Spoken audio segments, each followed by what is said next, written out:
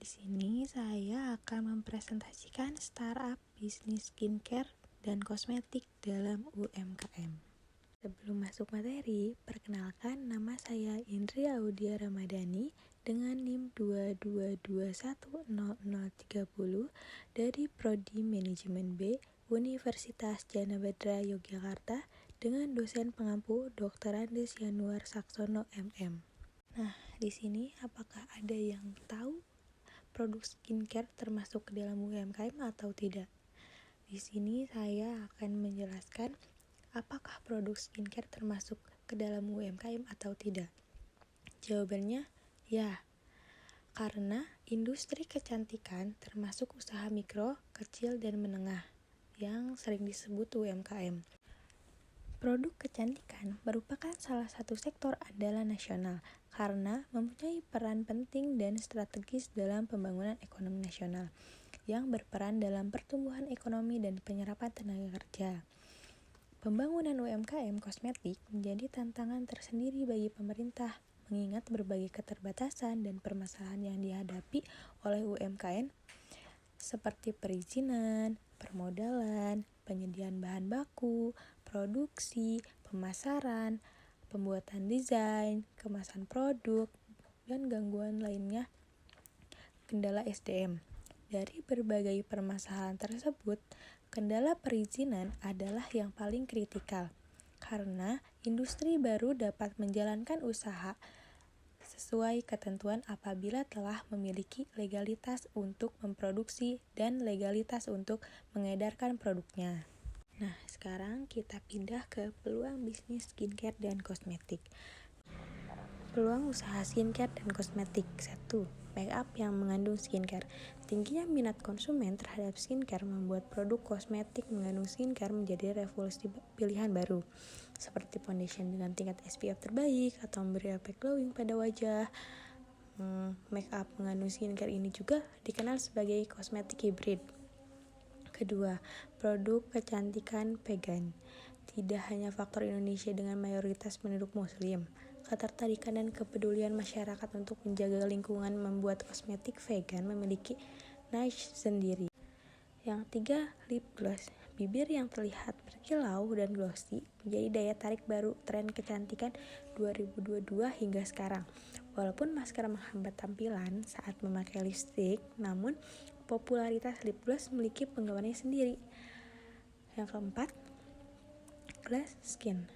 Tampilan kulit wajah yang terlihat berkilau dan sehat dengan sentuhan akhir dan highlighter adalah ciri khas glass skin.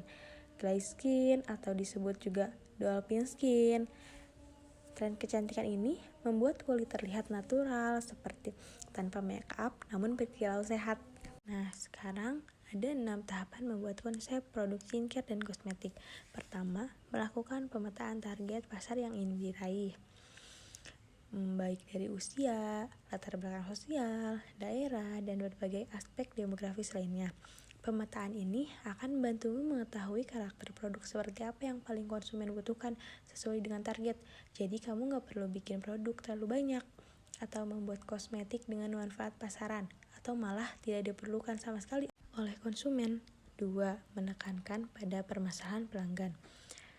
Misalnya, orang-orang Indonesia yang hidup di dalam perkotaan besar akan cenderung berhadapan dengan radikal bebas. Maka, kamu harus bisa menghadirkan sebuah produk yang dapat konsumen gunakan dengan praktis. 3. Persempit masalah dan solusi.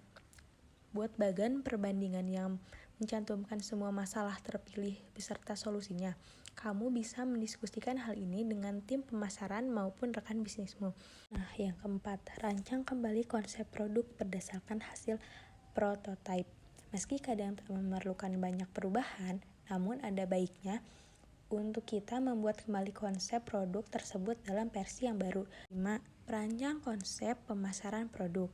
Setelah selesai, kamu bisa membuat konsep launching dan pemasaran produk kosmetik tersebut nantinya. Keenam, memasarkan dan mempromosikan produk semenarik mungkin. Nah, itu juga tidak kalah penting dalam memulai bisnis.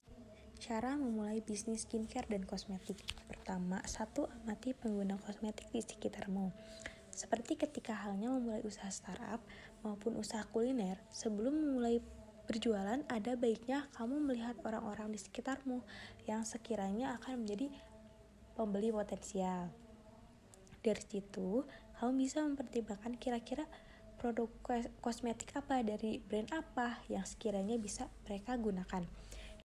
Kedua, pilih model bisnis kosmetik yang akan kamu gunakan.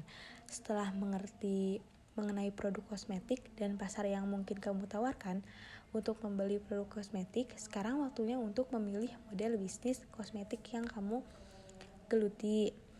Ada beberapa model bisnis yang cocok digunakan untuk kosmetik. Salah satu yang paling mudah adalah dengan menjadi mitra usaha kosmetik brand terkenal. Ketiga, kembangkan konten untuk media sosial. Setelah menemukan pasar dan produknya, sekarang waktunya memasarkan. Nah, jadi bisa kita simpulkan, sekarang ini kosmetik telah menjadi bagian dari hidup wanita yang sudah tidak dapat dipisahkan lagi. Pengguna kosmetik bagi banyak wanita sudah menjadi kebiasaan dan tidak dapat dihindari. Bahkan, bagi sebagian wanita, menggunakan kosmetik merupakan tuntutan pekerjaan. Tapi, penggunaan kosmetik ini dapat menyebabkan masalah kesehatan yang dapat merusak kesehatan kulit wajah tanpa disadari oleh wanita-wanita pengguna kosmetik dan terjadi dalam kurun waktu yang cukup panjang. Padahal, kulit wajah kita yang sehat dan terawat adalah dambaan setiap wanita. Gimana? Sangat menarik bukan? Juga peluang usaha kosmetik dan skincare bisa jangka panjang loh. Ayo semangat berbisnis. Sekian presentasi dari saya. Terima kasih. Wassalamualaikum warahmatullahi wabarakatuh.